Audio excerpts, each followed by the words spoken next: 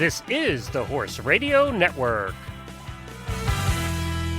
This is episode 422 of Horse Tip Daily, a different horse tip, a different equine topic, a different equestrian expert every day. Horse Tip Daily brings the world of equine knowledge to you one day at a time. Today's tip is sponsored by FeedXL. Visit them at feedxl.com.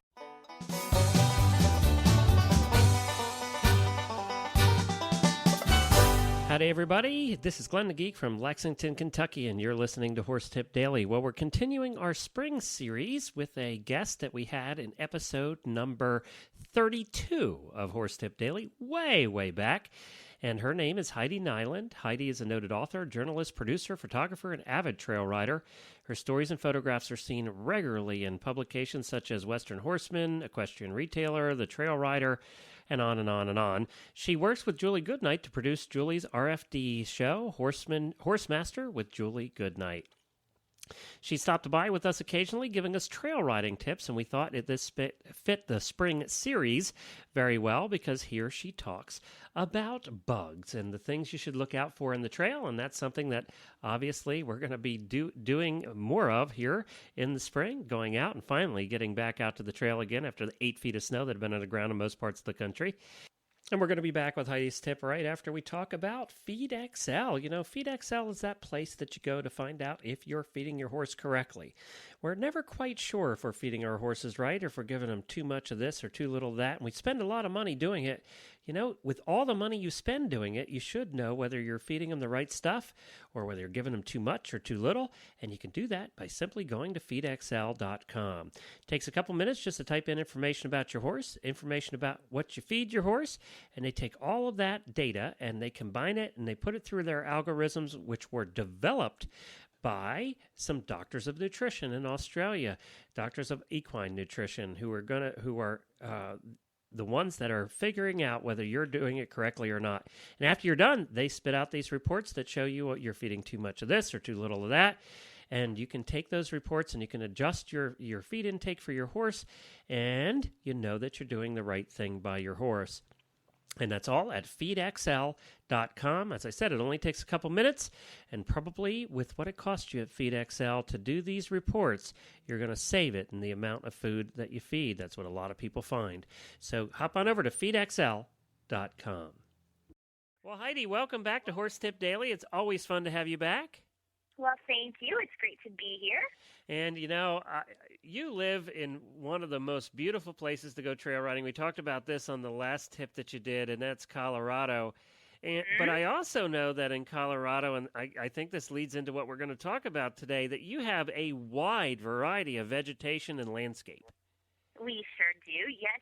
Depending on where you are, up where I live, it looks a lot like the Midwest. I live up near Longmont and Boulder, but then it can be dry and arid down near Colorado Springs, and on south of that there are dunes and sand, so there are all kinds of different things in a real close together area. So when my wife and I, this is the other question I had for you, so when my wife and I come out to Colorado, you can hook us up for a trail ride or two? I sure could. I have a good friend that leads trail rides up near Estes Park, and she does a great job. And that'd be fun. Yeah, she takes me out whenever I would like, and is just a fun person to ride with.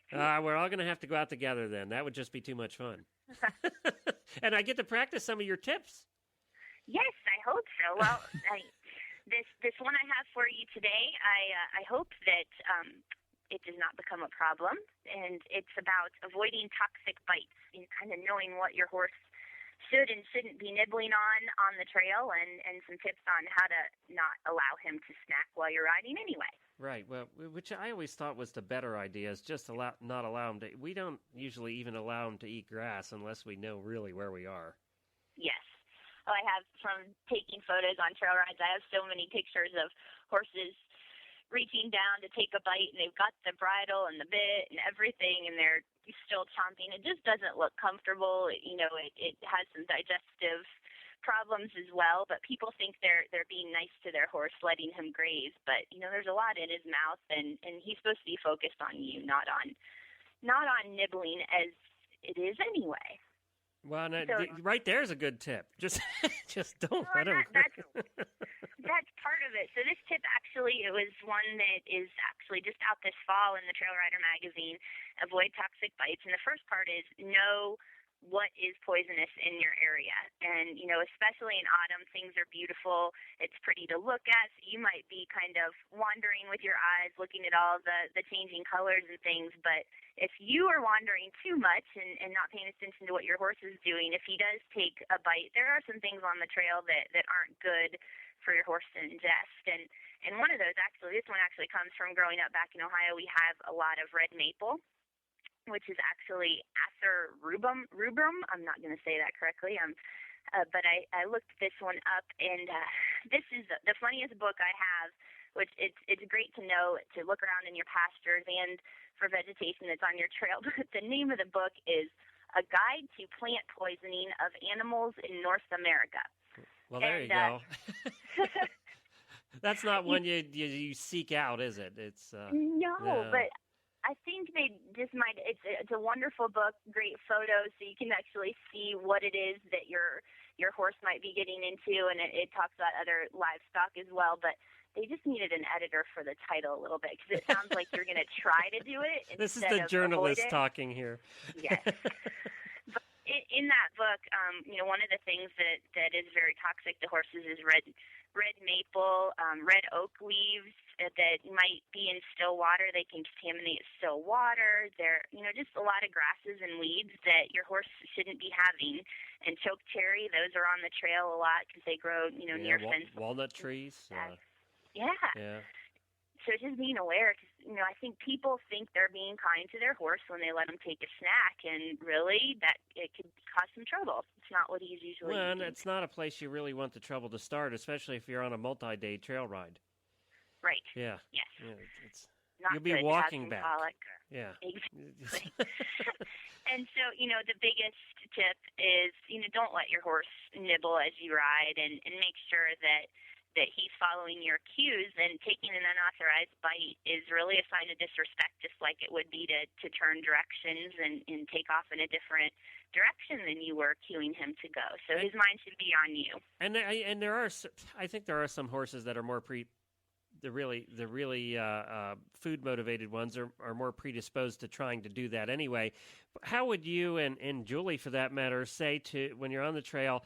Is it just pull back and just keep pulling back? Do you have a recommendation to get them to stop and to start respecting more? That's really more kind for them than just yanking on the reins. Well, with any horse, Julie always says use the amount of pressure it takes to motivate the horse to change. And so it's going to depend on the horse. If it's his first time doing it and he just kind of reaches out and nibbles a little bit, it's not going to take much. Just, pick up that one rein and make him go in a different direction, remind him you're doing some work, and chances are that's enough. If it's a horse that, a child has ridden, or somebody that's just thinking that they're pampering their horse and has done it for too long, it might take a little bit more of a correction. And, turning them away with one rein, two reins back at any point is not your best rein movement. And, I think a lot of people go to that. But as Julie says, how you race a horse on the racetrack is to pull back on two reins at once, because it gives the horse something to pull back against. Right. Get in a fighting motion. So, take that one rein, bounce it until he's not near the tree, or especially if he puts his neck down, that's so hard. You can't pull against that with that's reins. Right. So just pull the reins out of your hand.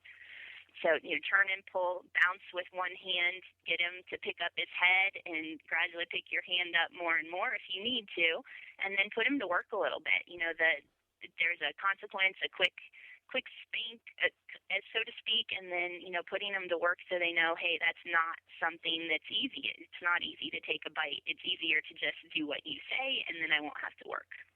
And we should mention to everybody that we're talking about Julie Goodnight, that you're the producer of her TV show, correct? Yeah, I am. Yeah. Yes. We have a show that's on every Wednesday on RFD TV. We get to travel around and see all kinds of trail riding areas all over the United States, and we actually work with a lot of trail riders on the show. Well, that's great. That's a lot of fun. All right. Well, we do appreciate you being on with us. I think there was some great information in there. And what was the name of that book again? The book is A Guide to Plant Poisoning of Animals in North America, and it's by Anthony Knight and Richard Walter. All right, and you probably find that on Amazon. And we have one of those books. I'm not sure it's that exact same one, but we do have the Toxic Plants book here, and we have used it over time. You know, even our farm in Pennsylvania, we discovered had some toxic plants we'd never even heard of before. Yeah, and this goes through by geographic area, so you find out where it grows and if it's national or just in your area, what might be growing. All right, great. Well, thank you very much, Heidi, and we'll have you back again soon. Thanks, Glenn. Well, we thank Heidi for being with us again, and she'll be back to share more of her trail riding tips here in the future. Her website is wholepicture.org. You can hear her interview on the Stable Scoop radio show at stablescoop.com, episode 41. Well, no email for you today. If you would like to drop me an email, you can send it to Glenn with 2 N's at horseradionetwork.com. And don't forget to subscribe to the show through iTunes or Zune. And don't forget to check out all the other shows on the network at horseradionetwork.com. Well, I'll be back again tomorrow with another new expert and a different horse tip. Until then, stay safe, everyone. The Horse Radio Network and the Horse Radio Network hosts are not responsible for statements of guests or their opinions. Use your own judgment when listening to the tips provided by the experts on Horse Tip Daily.